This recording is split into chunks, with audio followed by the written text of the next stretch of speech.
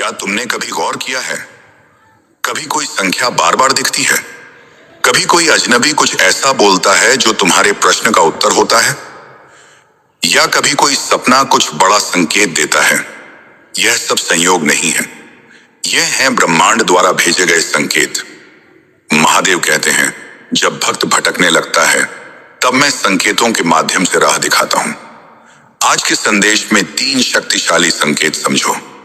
जब बार बार संख्याएं दिखें, जब तुम बार बार 111, 444, 777 जैसी संख्याएं देखो, तो समझो ब्रह्मांड जाग चुका है और तुम्हारे कर्मों को सक्रिय कर रहा है। अचानक किसी से मुलाकात या कॉल का आना, कभी कभी कोई पुराना व्यक्ति अचानक संपर्क करता है, यह संकेत है कि तुम्हारा पुराना अधूरा काम अब पूर्णता की ओर बढ़ेगा। गहरे सपने या ध्यान में दृश्य दिखाई पड़ना, अगर तुम्हें सपने में शिव मंदिर, ज्योति या जल दिखाई दे, तो जान लो कि तुम्हारा अनुग्रह चक्र सक्रिय हो चुका है। अब जानते हैं कि कैसे करें शिव का अनुग्रह चक्र सक्रिय।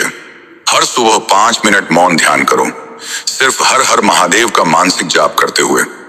अपने कर्मों में नम्रता, ईमानदारी और सेवा को जोड़ो, इससे अनुग्रह तेजी से आकर्षित होता है। सप्ताह में एक दिन सिर्फ शिव के लिए रखो, कोई छोटा सा उपवास, जल चढ़ाना या शिव स्तुति, यह चक्र को खोल देगा। जब शिव का अनुग्रह सक्रिय होता है तो दुनिया तुम्हारे साथ चलती है और रुकावटें तुम्हारे आगे झुक जाती हैं। महादेव कहते हैं, अगर तुम मुझसे सच जुड़ना चाहते हो तो 21 दिन तक सिर्फ एक संकल्प को निभाओ और देखो तुम्हारा भाग्य कैसे करवट बदलता है। हर दिन सुबह उठकर 11 बार यह मंत्र बोलो और फिर अपने लक्ष्य को स्पष्ट शब्दों में बोलो, जैसे कि मैं धनवान हूं, मैं शांति से भरा हूं, मुझे नौकरी मिल रही है, मेरे रिश्ते ठीक हो रहे हैं। इसके साथ ही कुछ विशेष शेष नियम हैं जो 21 दिन तक फॉलो करने हैं। सबसे पहला नियम, कोई भी शिकायत मत करो, शिकायत ऊर्जा को काट देती है। दूसरा नियम, हर रात 2 मिनट ध्यान करके महादेव मुझे शक्ति दो बोलो। तीसरा नियम, किसी एक जरूरतमंद की मदद करो, यह सेवा ब्रह्मांड में संकल्प को तेज करती है। यह 21 दिन तुम्हारे भाग्य को दोबारा लिखने वाले हैं, क्योंकि इन 21 दिनों में तुम अपने भीतर के शिव को जागृत करोगे। अब वो रहस्य जो तुम्हें शिव तुल्य बना देगा। शिव कोई अलग शक्ति नहीं, वो चेतना है जो तुम्हारे भीतर भी है, लेकिन उसे जगाने के लिए चाहिए श्रद्धा, साधना और समर्पण।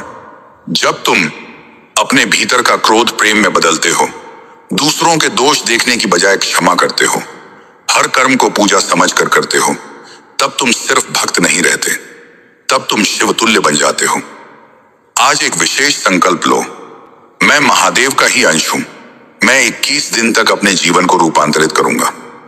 और इस संदेश को अपने प्रियजनों तक पहुंचाओ। महादेव कहते हैं, तुम्हारा नाम केवल तुम्हारी पहचान नहीं, यह ब्रह्मांड में तुम्हारी ऊर्जा का स्पंदन है। जब कोई तुम्हारा नाम लेता है तो वो सिर्फ ध्वनि नहीं बोलता, बल्कि तुम्हारी आत्मिक तरंगों को छूता है। अब समय है कि तुम अपने नाम को ऊर्जा का केंद्र बनाओ। चरण 1, अखंड आत्मबल सूत्र।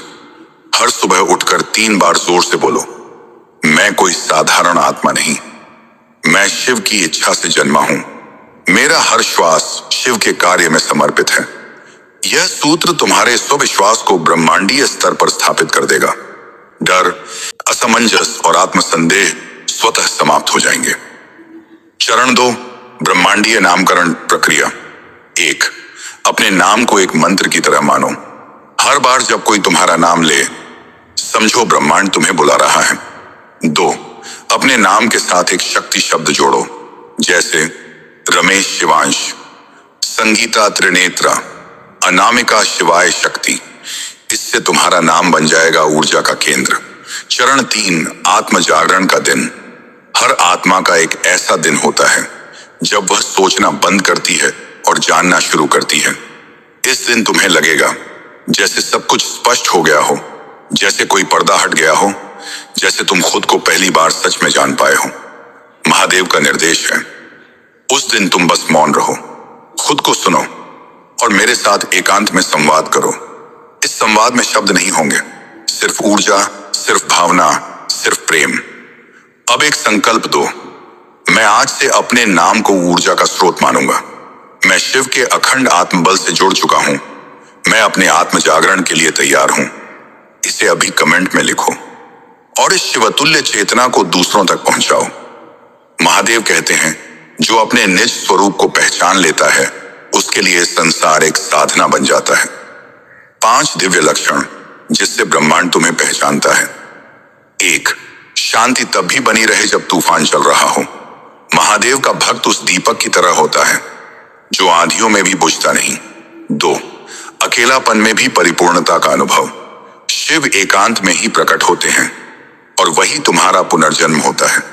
3. क्रोध पर करुणा की जीत।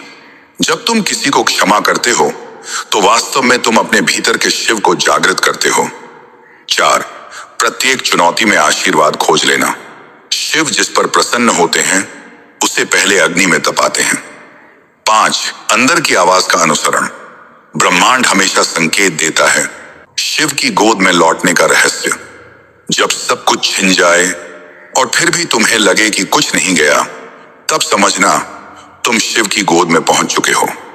तपस्या केवल हिमालय पर बैठने से नहीं होती, बल्कि हर सांस को शिवमय बना देने से होती है। जब तुम हर क्रिया को कर्म नहीं, आराधना समझकर करोगे, तब शिव तुम्हारे साधक से सखा बन जाएंगे। निज स्वरूप दर्शन क्या है? यह वो अवस्था है जब तुम अपनी तुलना किसी से नहीं करते। तुम में न कोई हीनता रहती है, न घमंड, और हर सुबह तुम खुद को ईश्वर का अंश मानकर उठते हो। महादेव कहते हैं, जो अपने आप को जान लेता है वो मुझे जान लेता है। अब लो यह संकल्प, मैं इन 5 लक्षणों को अपने भीतर जागृत करूंगा। मैं शिव की गोद में लौट आया हूं। मैं अब अपने निज स्वरूप को पहचान रहा हूं। इसे नीचे कमेंट में लिखो और इस दिव्य संदेश को उन तक पहुंचाओ जो अभी भी अपने आप को खोज रहे हैं।